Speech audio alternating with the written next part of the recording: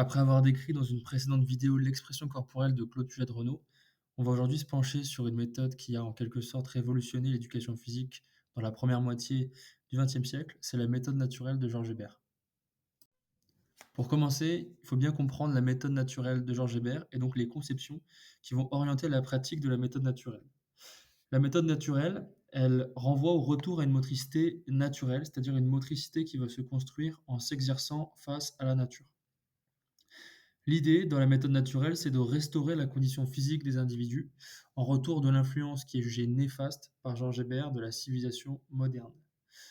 Donc, la conception de la méthode naturelle, elle est en lien avec un événement qui a été vécu par Georges Hébert. Georges Hébert, il a été dans la marine et il a connu une éruption d'une montagne, la montagne Pelée, au début du XXe siècle. Et en ce sens, par la méthode naturelle, il veut créer des hommes et des femmes d'action. Il veut créer des hommes et des femmes qui sont utiles aux autres. La valeur cardinale de la méthode naturelle, c'est l'altruisme. Il y a cette devise qui résume bien la conception de la méthode naturelle qui vise à être fort pour être utile. Il s'agit de mettre la force humaine au service des autres. La méthode naturelle, ça reste un moyen pour atteindre une éducation physique, donc qui est virile et morale. Et cette éducation physique, elle est complète. C'est-à-dire que l'être fort, pour Georges Hébert, c'est pas le spécialiste, c'est un être qui est perfectionné physiquement d'une manière complète et utile. Donc on peut le retrouver notamment dans ses écrits. Pour revenir à certaines caractéristiques de la méthode naturelle, elle se veut semi-dénudée, elle se veut pratiquée en extérieur, et ceci dans la confrontation à un milieu naturel. La méthode naturelle, elle est composée de 10 familles d'actions. Ça comprend la marche, courir, sauter, lancer, la grimpe, la quadrupédie et plein d'autres.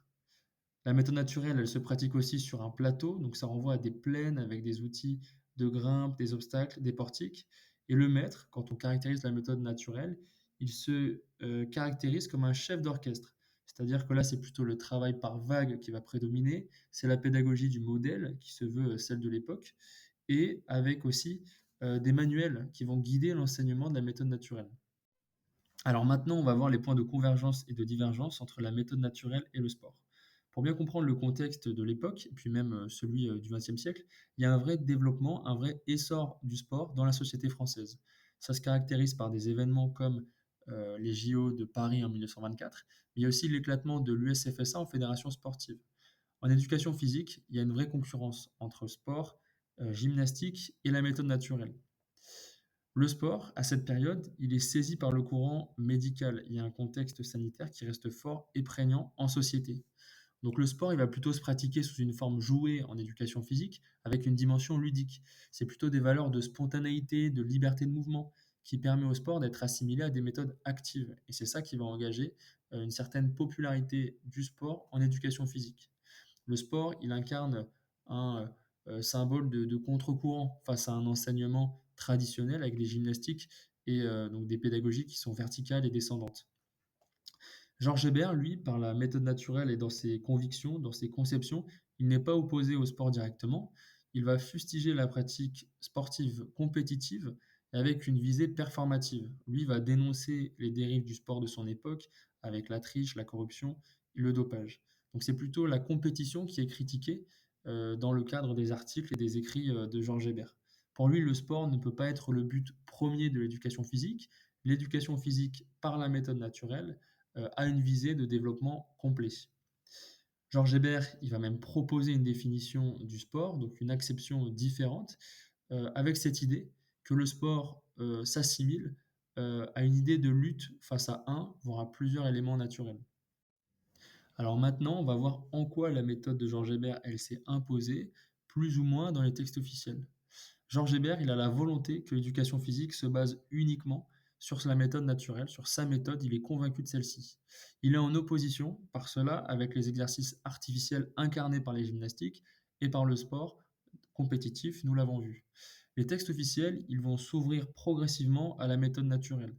Dans les IO de 23, il y a une reprise des éléments hébertistes, mais sans nommer précisément, sans utiliser directement la méthode naturelle. Dans les textes officiels de 1925, il y a une référence aux exercices de la méthode naturelle, avec les IO de 1941 ensuite, donc sous Vichy, où là, c'est plutôt la méthode naturelle qui va dominer l'éclectisme des méthodes en vigueur. La méthode naturelle, Elle est décrétée comme méthode nationale pour permettre un relèvement moral et physique du pays. Il faut bien préciser que cela s'est passé hors de la volonté de Georges Hébert, c'est-à-dire que Georges Hébert, lui, il va rester en retrait de cette utilisation de sa méthode. En fait, il refuse de faire des compromis avec Vichy, même si sa méthode est au premier plan. Donc pour lui, il refuse de laisser sa méthode, et sa personne aussi, s'assimiler à une idéologie d'embrigadement de la jeunesse. Par la suite, donc après la fin de la Seconde Guerre mondiale, dans les IO de 1945, la méthode naturelle va rester une des méthodes possibles. Donc c'est ce qui va caractériser la méthode française, c'est un éclectisme des méthodes. Par la suite, c'est Pasco qui va succéder à Borotra et ce dernier va préférer le sport à la méthode naturelle. Donc la méthode naturelle, elle est plutôt impuissante face à l'éclectisme des méthodes qui va perdurer dans les textes officiels. Il y a un contexte sanitaire qui reste fort et qui va orienter la pérennisation des gymnastiques dans les textes officiels. Donc l'éclectisme, en fait, il fait échouer toute tentative d'imposer une méthode, et la sienne, celle de Georges Hébert, au sein de l'école. Donc, en conclusion, il y a une certaine inertie de l'éclectisme des méthodes, donc de la méthode française, qui va perdurer avec une méthode naturelle qui restera finalement marginalisée au sein des textes officiels.